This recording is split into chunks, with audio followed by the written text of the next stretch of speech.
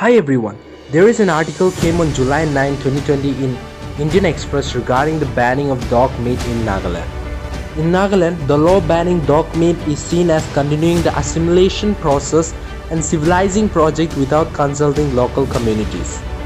In the backdrop of a campaign led by People for Animals PFA and other organizations, the Nagaland government passed a legislation banning sale and consumption of dog meat on July 3, 2020. The move took everyone by surprise as the Naga tribes were not consulted on the ban. Consumption of meat among Naga tribes is not just about releasing and deriving nutrient and energy.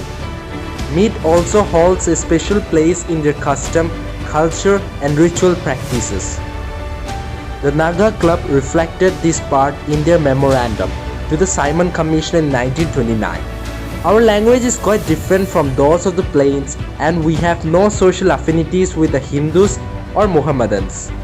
We are looked down upon by the one for beef and the other for our pork, and by both for our want in education is not due to any fallout of ours.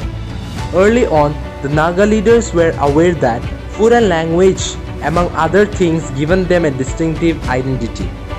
The Naga tribes live in the states of Nagaland, Manipur, Assam, Arunachal Pradesh and in parts of Myanmar. The colonial period brought about a drastic change to their lives, including through the introduction of Christianity and the erosion of their cultural practices. Yet, they continue to eat various meat, including of dog. However, the Naga tribes do not rely on dog only for meat. The animal holds a significant place in their life world. The Rongmai Naga considers rearing of dogs necessary as the dog is seen as a link to a world of spirits.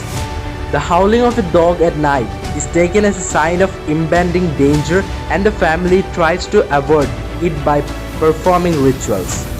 The rearing of dogs is common in other Naga tribes too. T.C. Hodgson mentioned about the domestication of dogs for consumption in his account on Naga tribes. Consumption of dog meat is not a recent phenomenon. It's mentioned in one of the earliest written records on the Naga tribes. Several accounts of anthropologists and colonial officers indicate that Awo, Angami, Rengma, Sema, Lotha and various Naga tribes rely on dog as a source of meat. In the case of Angami Naga, dog meat is eaten on a particular jana, that is, a socio-religious practice, as per the belief of deriving medical value from its flesh. They also believe that the consumption of dog meat avoids illness. Dogs reared for hunting as well.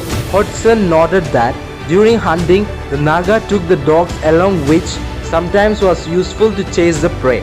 When a hunting dog dies, the owner never consumes its meat but may pass it to the others for consumption.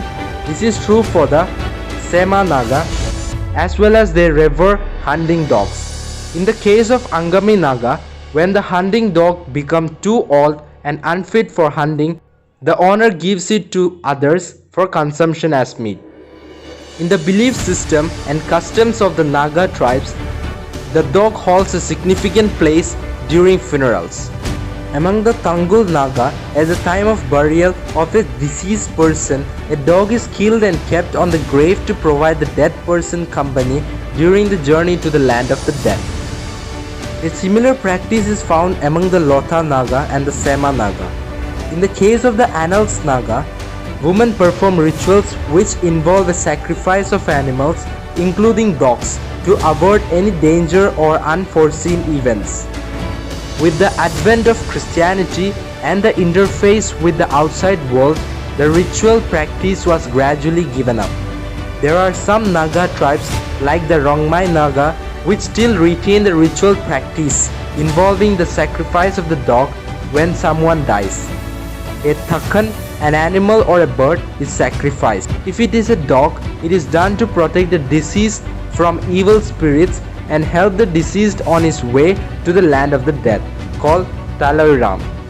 The practice has continued possibly owing to the resistance against the spread of Christianity in the past, led by Rani Gaidinliu and Jadonag. They continued to follow their ancestral god Tingkau Rangwang. The legends of Naga tribes like Rongmai, Inpyu, and Tangul are replete with reference to the dog. For the Rongmai and Inpyu, in the past there existed a tree whose bark possessed a power to cure illness and the potential to revive the dead. One day, the bark was brought to a house and later kept under the sun. The sun absorbed all the powers from the bark. It is said that the faithful dog of the family chased the sun and swallowed it. However, the sun came alive again due to the power of bark. Since then, man lost the bark and became a mortal being. While the Naga society is still recovering from the horrors of the past, protection of their identity, culture, and custom can prepare them for facing the overwhelming influence of the mainstream culture. It is in this context that the dog meat ban is seen as a continuity of the assimilation process and civilizing project without the tribes being given a chance to speak. The writer is a PhD student at the Tata Institute of Social Science. That's all for now. To get such latest news, don't forget to subscribe this channel. Thank you.